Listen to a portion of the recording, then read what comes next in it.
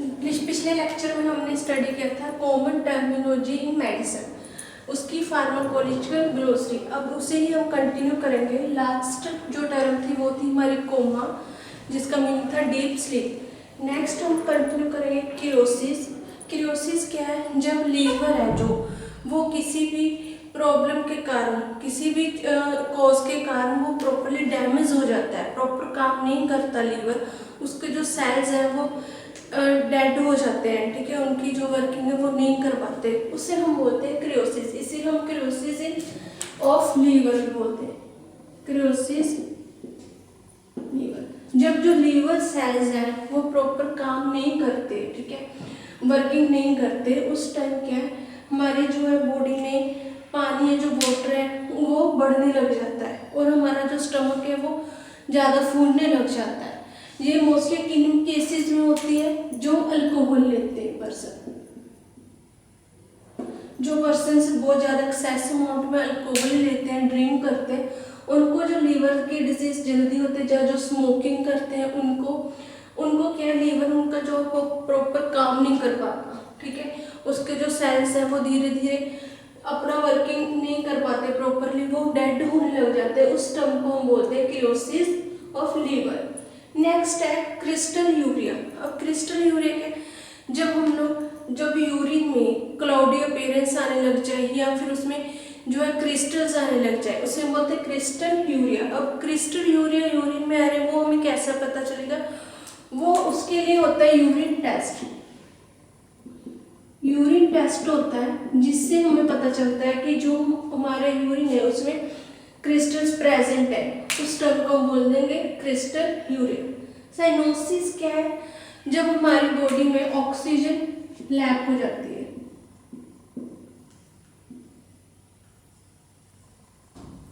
जब ऑक्सीजन की कमी हो जाती है हमारी बॉडी में, तो तब क्या होता है? जब नॉर्मली हम लोगों ने देखा है, जब ऑक्सीजन की कमी हो जाती है बॉडी में, तो उस टाइम क्या हमारी जो स्किन है वो ब्लू पड़ जाती है, ब्लू कलर की हो जाती है।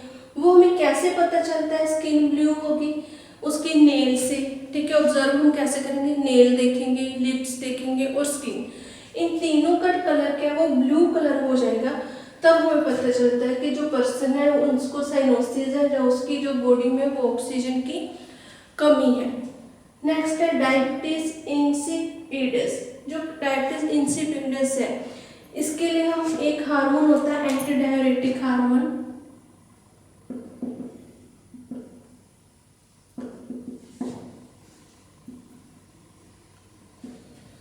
उसे हम वैसोप्रेसिन भी कहते हैं। जो एंटी डायरेटिक हार्मोन है उसे वैसोप्रेसिन भी कहते हैं। अब वैसोप्रेसिन का काम क्या है? ये हम जो केमिकल होता है, केमिकल हार्मोन है वैसोप्रेसिन, ये हमारी बॉडी में, ब्रेन में होता है। ये क्या कंट्रोल करता है हमारी बॉडी में? ऑस्मोसिस, ठीक है, ब्लड प्रेशर को, किडनी के जो फंक्शंस हैं उनको कंट्रोल करता है। जब ये वैसोप्रेसिन हार्मोन्स हैं ये अपनी वर्किंग नहीं कर पाता, ये रिलीज नहीं होते, तो क्या है, जो किडनी है उस पर कंट्रोल नहीं रहता, ठीक है। अगर कंट्रोल नहीं होगा तो पर्सन क्या है, बार बार क्या यूरिन जाता है, वॉशरूम जाता है, उससे क्या होता है? Diabetes insipidus. जब ये कंट्रोल कर लेता है, ठीक है, उस टाइम जो किडनी वो प्रॉपर फंक्शन करेगी।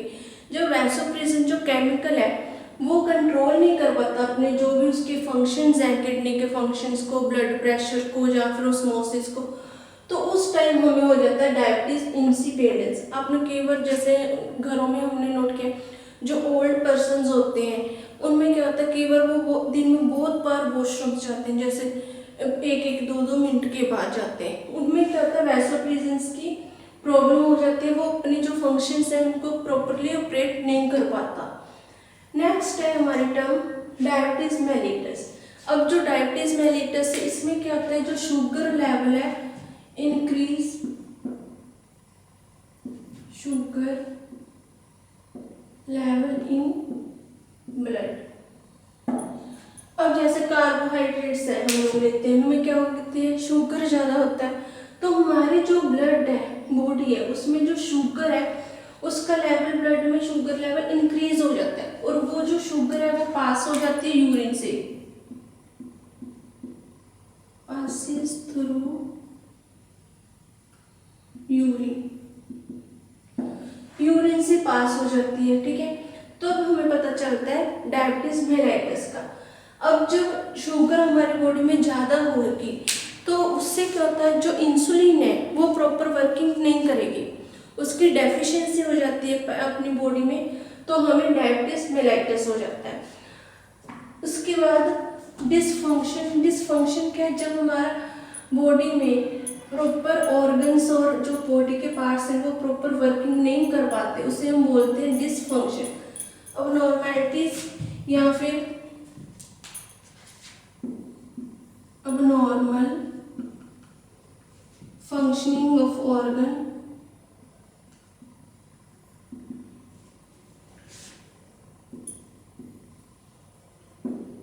जैसे एग्जांपल है हार्ट है, ब्रेन है हमारा, ठीक है, लीवर है, ये जब प्रॉपर फंक्शन नहीं कर पाते, प्रॉपर वर्किंग नहीं कर पाते बॉडी में, तो उसे हम बोलते हैं डिसफंक्शन।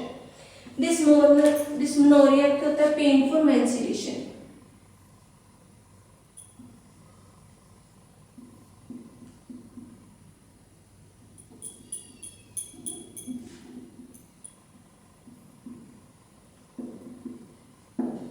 पेनफुल मेंस्ट्रुएशन, जब कई बार जब कोई पेनफुल मेंस्ट्रुएशन। डिस्मेनोरिया क्या है, जो भी लेडीज में मंथली प्रॉब्लम्स होते हैं, मंथली साइकिल होता है, उसमें जो प्रॉब्लम्स होती है, पेन होना, घबराहट, नोजिया, वोमिटिंग, उसे हम बोलते हैं डिस्मेनोरिया, मतलब पेनफुल मेंस्ट्रुएशन। उसका डिस्पेप्सिया, इसका मीनिंग है इंडाइजेशन। जब हम लोग कई बार बाहर का खाना खा लेते हैं या फिर कोई ज़्यादा तली हुई या फ्राई की हुई चीज़ें खा लेते हैं, तो हमारे वो बॉडी में क्या है, डाइजेस्ट नहीं हो पाते। उससे क्या होता है, बॉडी में stomach pain, gas, acidity, vomitings हो जाती है, वो पचती नहीं, डाइजेस्ट नहीं हो पाती। उस टर्म को हम बोलते हैं डिस्पेप्सिया, मीनिंग इंडाइजेशन। एमेसिस, ये तो कॉमन ही है, वॉमिटिंग, ठीक है, वॉमिटिंग होना, उसे हम बोलते हैं एमेसिस। नेक्स्ट है ओसिनोफिलिया। ओसिनोफिलिया क्या है, जो हमारी बॉडी में वाइट ब्लड सेल्स होते हैं उसकी टाइप है, ठीक है। इसमें क्या होता है, जब हमारी बॉडी में जो वाइट ब्लड सेल के ये फाइट करते हैं, जो हमें जो डिजीज से वो प्रोटेक्ट करवाते हैं, जब इनकी अमाउंट है जो वो ब्लड में इंक्रीज हो जाते हैं, increase amount in the blood ज़्यादा हो जाते हैं, उस टाइम हम इनको बोलते हैं ओसिनोफिलिया। नेक्स्ट है हमारी टर्म एपिगैस्ट्रिक। एपिगैस्ट्रिक क्या होता है, जब हमारी बॉडी में एब्डोमिनल, अपर एब्डोमिनल में प्रॉब्लम्स होती है, जैसे गैस, ब्लोटिंग, एसिडिटी, ठीक है, स्टमक में पेन, तो उस चीज़ को हम बोल देते हैं एपिगैस्ट्रिक। नेक्स्ट है एपिलेप्सी। एपिलेप्सी क्या है, ये हेरिडिटी प्रॉब्लम भी है, ठीक है। ये मेनली एक्सीडेंट के थ्रू, जब प्रॉपर एक्सीडेंट हो जाता है किसी का या फिर उनका ब्रेन काम नहीं कर पाता, ठीक है, उस टाइम भी एपिलेप्सी हो जाती है। और हेरिडिटी की भी प्रॉब्लम है ये। जो एपिलेप्सी, इसे हम बोलते हैं सीजर्स, मतलब दौरे, जैसे मिर्गी के दौरे पड़ना। इसमें क्या होता है, एपिलेप्सी में जो हमारा ब्रेन है वो प्रॉपर अपना जो एक्टिविटी नहीं कर पाता, उसमें जो ब्रेन के नर्व सेल्स होते हैं वो प्रॉपर एक्टिव नहीं होते, वो प्रॉपर अपना जो फंक्शन नहीं प्रॉपर कर पाते, तो ब्रेन क्या है, ब्रेन में क्या है, जो डिसऑर्डर्स हो जाते हैं, वो डिस्टर्ब हो जाता है, क्योंकि प्रॉपर जब ब्रेन को मैसेज नहीं पहुंचेगा कि उसने क्या करना है, क्या नहीं करना, तो वो क्या है, हमारा डिस्टर्ब हो जाता है ब्रेन, उससे क्या सीजर्स पड़ते हैं, उस चीज़ को हम बोलते हैं एपिलेप्सी। नेक्स्ट है फ्लशिंग। फ्लशिंग है मतलब अचानक से किसी चीज़ के मेडिसिन या किसी भी हम जो कोई भी फ्रूट खा लेते हैं, उससे जो अचानक हमारी बॉडी पर रेडनेस हो जाती है, रेडनेस होने को हम बोलते हैं, सडन रेडनेस को हम बोलते हैं फ्लशिंग। नेक्स्ट है टर्म गैंग्रीन। गैंग्रीन क्या होता है, जो हमारे ब्लड सेल्स होते हैं, टिश्यूज होते हैं, उनकी डेथ हो जाती है, ठीक है, नर्व सेल्स में, तो उसमें क्या है, जब वो डेथ हो जाएगी, डेथ कैसे हो जाती है, जब उनको प्रॉपर ब्लड की सप्लाई नहीं मिलती, ब्लड नहीं मिलता, तो क्या जो नर्व टिश्यूज हैं वो डेथ हो जाते हैं, उनको हम बोलते हैं गैंग्रीन या फिर डेथ ऑफ टिश्यूज ये टिश्यूज डेथ कैसे होती है, डेफिशिएंसी ऑफ ऑक्सीजन या फिर डेफिशिएंसी ऑफ ब्लड। नेक्स्ट है गैस्ट्राइटिस। गैस्ट्राइटिस क्या है, स्टमक पेन, जब इन्फ्लामेशन हो जाती है स्टमक में किसी कारण, ठीक है, स्वेलिंग होना स्टमक में, इन्फ्लामेशन हो जाना, एसिडिटी, गैस, इन टर्म्स को हम बोलते हैं गैस्ट्राइटिस। नेक्स्ट टर्म है ग्वाइटर। ग्वाइटर हमारी बॉडी में थायराइड ग्लैंड्स होते हैं T3 T4, ठीक है। जब ये थायराइड ग्लैंड्स है वो इनलार्ज हो जाते हैं, इंक्रीज हो जाते हैं अपनी बॉडी में, तो क्या ग्वाइटर होता है। जो जैसे यहाँ पर गले में मेन प्रॉब्लम होती है जिसे खींगा भी बोलते हैं, ठीक है, उसके जैसे हम लोग आयोडीन वगैरह लेते हैं प्रॉपर, ठीक है, उससे क्या जो ग्वाइटर है वो कम होता है। आयोडीन की कमी से भी हो सकता है, जैसे बहुत पुराने टाइम में एक ऐड आती थी कि आयोडीन की कमी से खींगा हो जाता है, वो ही है, उसे हम बोलते हैं ग्वाइटर। नेक्स्ट है हिमैटोयूरिया। हिमैटोयूरिया क्या है, जब कोई पर्सन है वो बहुत ज़्यादा सीरियस है, जब उसको यूरिन में ब्लड आने लग जाता है, उसे ऐसा लगता है कि उसकी यूरिन जब वो जाता है वॉशरूम तो उसको ब्लड पेयर होता है, उसमें ब्लड की प्रेजेंस लगती है, उस हम टर्म को बोलते हैं हिमैटोयूरिया। नेक्स्ट है haemorrhage. Haemorrhage condition of bleeding, जैसे एक्सीडेंट के टाइम या किसी ने कुछ सर पर जोर से मार दिया तो उसके टाइम जो ब्लीडिंग होती है, बहुत ज़्यादा ब्लीडिंग हो जाती है, तो उस टर्म को हम बोल देते हैं हेमरेज। नेक्स्ट है हाइपरग्लाइसीमिया। जो हाइपरग्लाइसीमिया है, जब हमारी बॉडी में ब्लड शुगर इंक्रीज हो जाता है, लेवल जो शुगर का लेवल इंक्रीज हो जाता है उसे हम बोलते हैं हाइपरग्लाइसीमिया। नेक्स्ट टर्म है हमारी हाइपरकैलमिया। अब हाइपरकैलमिया क्या, केवल हम लोग हमारी बॉडी में जैसे पोटाशियम, सोडियम, कैल्शियम होते हैं, चैनल्स होते हैं जो हार्ट में या फिर हमारे जो बाकी की बॉडी है उसमें प्रॉपर फंक्शनिंग करते हैं।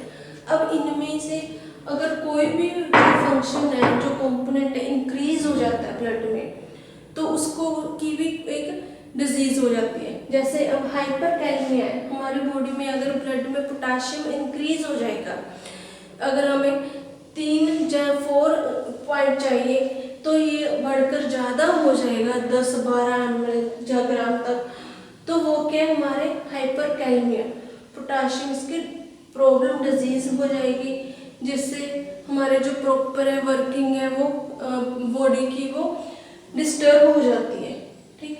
इन्फेंट क्या होते हैं, जैसे जो 1 साल से कम उम्र के बच्चे होते हैं, जैसे 12 मंथ, 11 मंथ हो गया, ठीक है, 10 मंथ, 2 मंथ, जो मंथ में काउंट होते हैं जिनकी एज, ठीक है, उन्हें हम बोलते हैं इन्फेंट्स, जो 1 ईयर से कम उम्र की हो। नेक्स्ट टर्म है हमारी इंसोम्निया।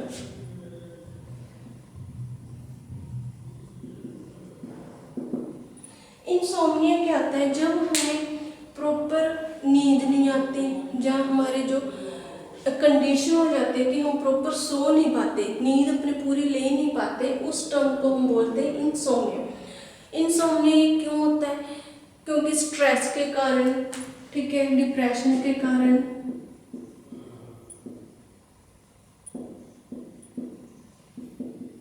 स्ट्रेस डिप्रेशन के कारण जो है पेशेंट्स को इंसोम्निया हो जाता है। नेक्स्ट हमारी टर्म है इस्कीमिया।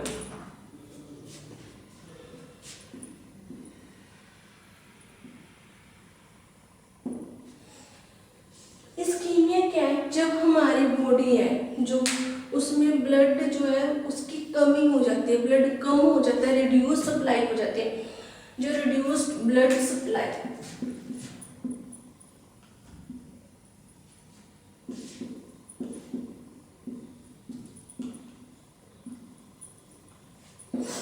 ब्लड सप्लाई की कमी हो जाती है, प्रॉपर सप्लाई नहीं हो पाती टिश्यूज सेल्स तक, तो उसे हम बोलते हैं इस्कीमिया।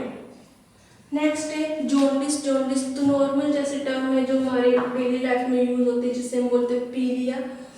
जॉन्डिस कैसे होता है, जब हमारी जो बॉडी है उसमें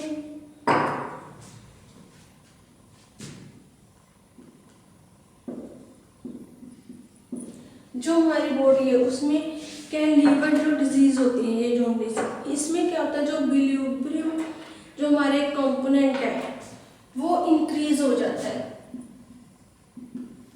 बिलिरुबिन, ठीक है, ये बिलिरुबिन है कंपोनेंट हमारा, ये इंक्रीज हो जाता है हमारे लीवर बॉडी में, लीवर है जो वो प्रॉपर काम नहीं कर पाता, तो उस टाइम क्या है जॉन्डिस हो जाता है, ठीक है।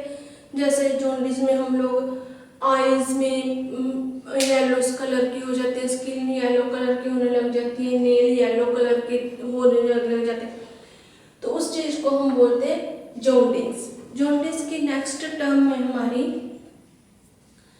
जो बिलिरुबिन है, ठीक है, इसकी जो है ये अमाउंट ब्लड में इंक्रीज हो जाती है जिससे लीवर डिजीज होती है, उसे हम बोलते हैं जॉन्डिस। नेक्स्ट है लेविज। लेविज क्या है, किसी भी चीज को क्लीन करना, ठीक है। अब लेविज का यहाँ पर मीनिंग क्या है, जैसे हमारी गैस्ट्रिक जो कैविटीज है उनको क्लीन करना, कई बार क्या होता है कोई पर्सन उसने पॉइजन ले लिया, ठीक है, या फिर किसी स्नेक ने काट लिया, अब उसके पॉइजन को हम चाहे तो फिर वॉमिटिंग एमएसएस करवा कर, ठीक है, निकाल सकते हैं, या फिर उसको जो है कैविटीज है उनको वॉश करके। अब लीवेज क्या होता है, वॉशिंग करना बॉडी कैविटीज को, ठीक है, या फिर गैस्ट्रिक जो कैविटीज है उनको प्रॉपरली क्लीन करना, वॉशिंग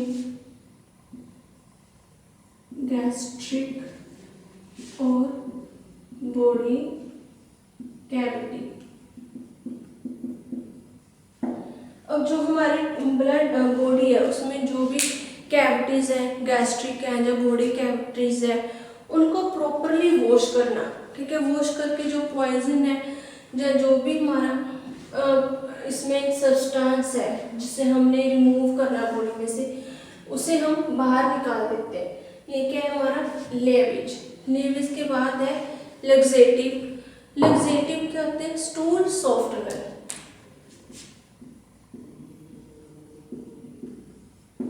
जो लग्जेटिव है ये कॉन्स्टिपेशन में काम आते हैं। कॉन्स्टिपेशन में क्या है, ठीक है, जो स्टूल्स है उसको सॉफ्ट करने करके, जो स्टूल्स है उनको सॉफ्ट कर, ठीक है, उनको हमारी बॉडी में से एक्सक्रीट करना, बॉडी से बाहर निकाल देना, उसे हम बोलते हैं लग्जेटिव्स। Meaning stool softener. जिन पेशेंट्स को ज़्यादा कॉन्स्टिपेशंस होती हैं वो क्या है लग्जेटिव्स का यूज़ करते हैं, जिससे उनकी जो बॉल मूवमेंट्स हैं वो इजीली हो जाती है और उनको पेन वगैरह नहीं होता। नेक्स्ट टर्म है मेनिंजाइटिस।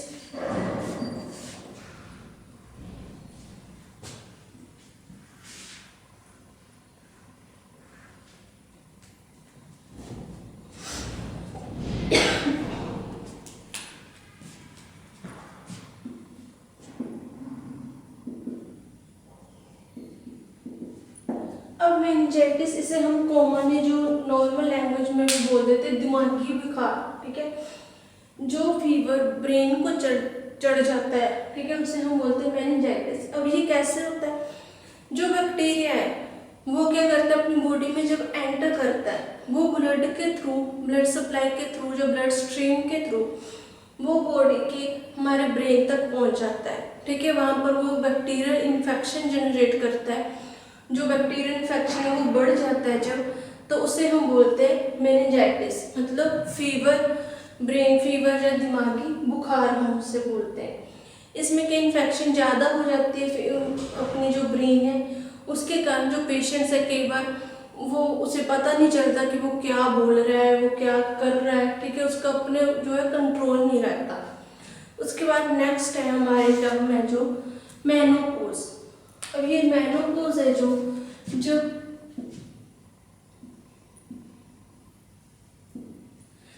वुमेन्स होते हैं, ठीक है, उनको जब उनकी एज 52, 45, 50 से अबव हो जाते हैं, जो उनका मेंस्ट्रुएशन साइकिल है वो बंद हो जाता है, नेचुरली बंद हो जाता है, ठीक है। उस टाइम के बाद जो डिस्चार्ज होता है उसे हम बोलते हैं बॉडी में से नेचुरली जो डिस्चार्ज होता है उसे हम बोलते हैं मेनोपॉज। नेक्स्ट है उसके बाद माइग्रेन। जो माइग्रेन है, जब जो लेडीज हैं उनमें मेनोपॉज हो जाता है, मेंस्ट्रुएशन जो पीरियड्स है वो बंद हो जाते हैं, तो उनमें क्या हेडेक, एसिडिटी की प्रॉब्लम जो है वो स्टार्ट हो जाती है, ठीक है, उससे भी माइग्रेन होता है। और उसके बाद कई बार ज़्यादा स्ट्रेस लेने से, ज़्यादा डिप्रेशन में,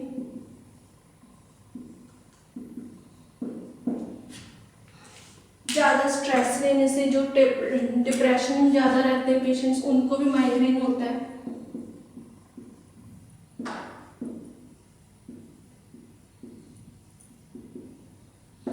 डिप्रेशन या फिर जो मेनोपॉज है, जो मेंस्ट्रुएशन साइकिल है, उसके बंद होने से भी हमारे जो है एसिडिटी की प्रॉब्लम रहती है, जिसमें माइग्रेन होता है। अब माइग्रेन होता क्या है, इसमें क्या एक स्पेसिफिक एरिया होता है, जैसे ये हमारा ब्रेन है, इसका ये स्पेसिफिक एरिया होगा, सिर्फ इसी में है जो है वो पेन होगा, जो बाकी हेड है उसमें कोई हेडेक नहीं होगा।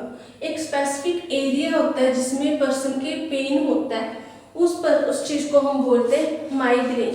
जहाँ हम कई बार बोल देते हैं हाफ हेडेक हो रहा है, ठीक है, या बोल देते कि पर्टिकुलर इस एरिया में ही हमारे जो है वो पेन हो रहा है, हेडेक हो रहा है, उस हम टर्म को बोल देते हैं माइग्रेन।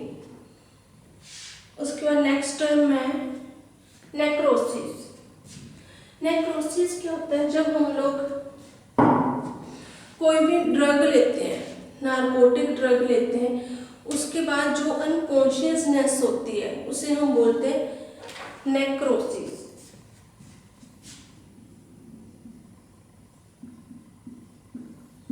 जब हम कोई भी नारकोटिक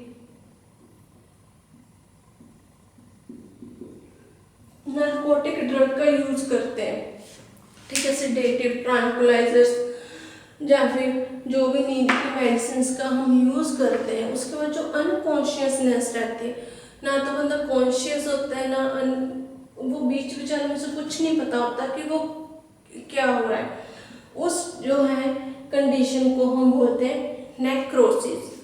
उसके बाद है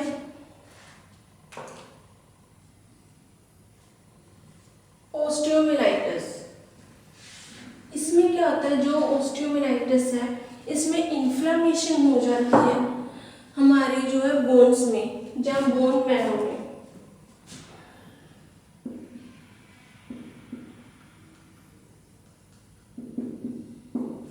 इन्फ्लेमेशन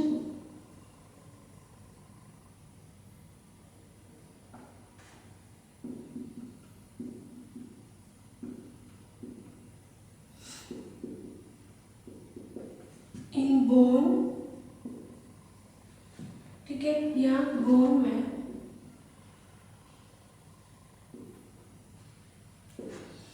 ऑस्टियोमाइलाइटिस क्या है, इसमें जो हमारी बोन्स हैं, जो बोन मैरो, उनमें इन्फ्लेमेशन हो जाती है, उस टर्म को हम बोलते हैं ऑस्टियोमाइलाइटिस। उसके बाद है ओटोटॉक्सिक। जो हमारे ईयर में, कान में बहुत ज़्यादा टॉक्सिक पॉइजन हो जाए, ठीक है, ओटोटॉक्सिक।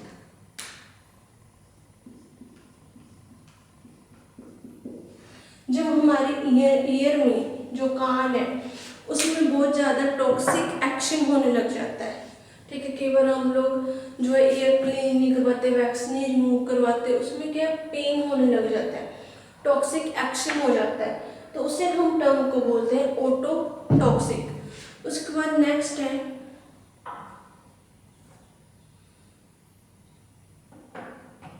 सीजर्स। सीजर्स जैसे एपिलेप्सी में मैंने बताया था पहले कि जो एपिलेप्सी उसमें सीजर्स आते हैं, उसको हम दूसरे टर्म में भी बोल देते हैं कन्वर्जेंस, ठीक है। सीजर्स और कन्वर्जेंस है जो, उनका सेम मीनिंग है।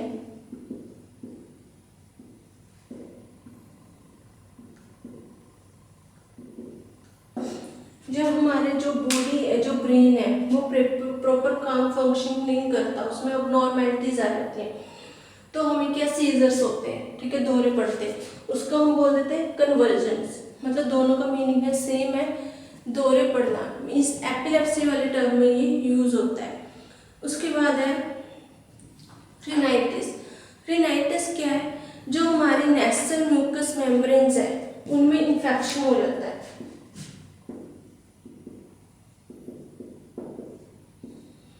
जो हमारी नोज की म्यूकस मेम्ब्रेन है, ठीक है, उनमें इन्फेक्शन हो जाना। इन्फेक्शन के कारण क्या है? स्नीजिंग होना, ठीक है, वाटर डिस्चार्ज ज़्यादा होना, म्यूकस ज़्यादा डिस्चार्ज होने लग जाता है नाक से, या फिर जो हमें बार बार जो सांस लेने में ये प्रॉब्लम्स आती हैं, उन चीज़ों को हम बोलते हैं रिनाइटिस। अब जैसे आजकल डस्ट है, डस्ट के कारण क्या है? बहुत सारी प्रॉब्लम्स होती हैं, एलर्जीज हो जाती हैं, उसके कारण स्नीजिंग, ठीक है, वाटर रनिंग, ठीक, ये होने लग जाता है। तो वो होगी हमारी टर्म रिनाइटिस। उसके बाद नेक्स्ट है ट्रैकीकार्डिया। जो ट्रैकीकार्डिया है उसमें क्या होता है? जो हमारी हार्ट रेट है वो प्रॉपरली अब नॉर्मल हो जाती है, उसे हम बोलते हैं ट्रैकीकार्डिया, अब normally rapid heart rate.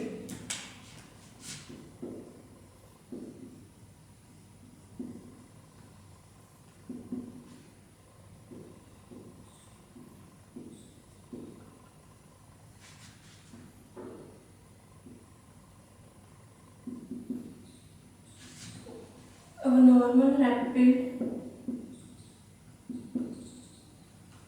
Heart rate, ठीक है, उसे हम बोलते हैं। ये जैसे पहले इसके साथ रिलेटेड एक टर्म भी आई थी, ब्रैडीकार्डिया और ट्रैकीकार्डिया, ये दोनों हार्ट रेट से रिलेटेड टर्म्स हैं। उसके बाद है हमारे पास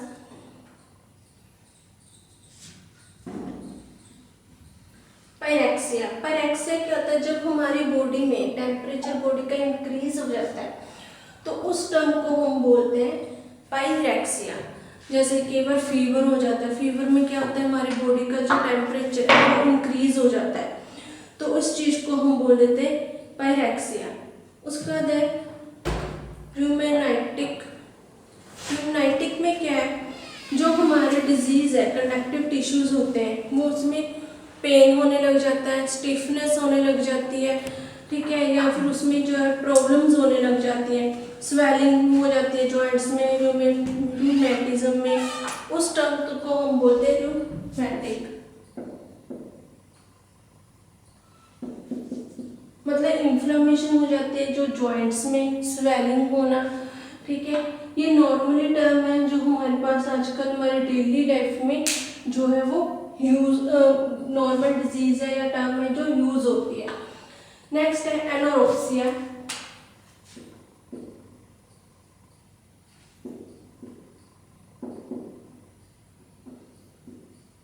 एनोरेक्सिया का मीनिंग क्या होता है?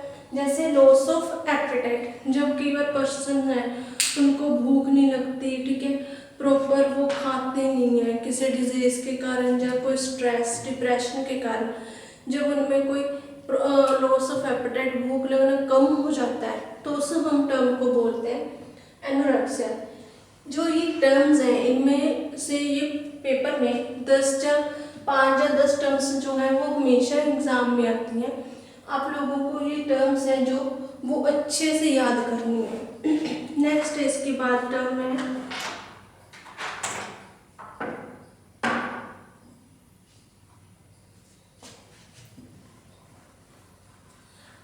एनेस्थेटिक्स।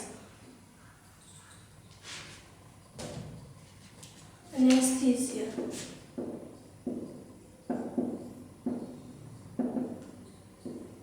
एनेस्थीसिया का मीनिंग है किसी भी जैसे ऑपरेट के टाइम जहाँ फिर कोई हम लोग जब स्टिचेस लगाते हैं उस टाइम किसी भी पर्टिकुलर एरिया को हम सुन कर देना, ठीक है, उसमें जो सेंसेशन है उसे बंद कर देना, लॉस ऑफ सेंसेशन हो जाए, उसे हम बोलते हैं एनेस्थीसिया।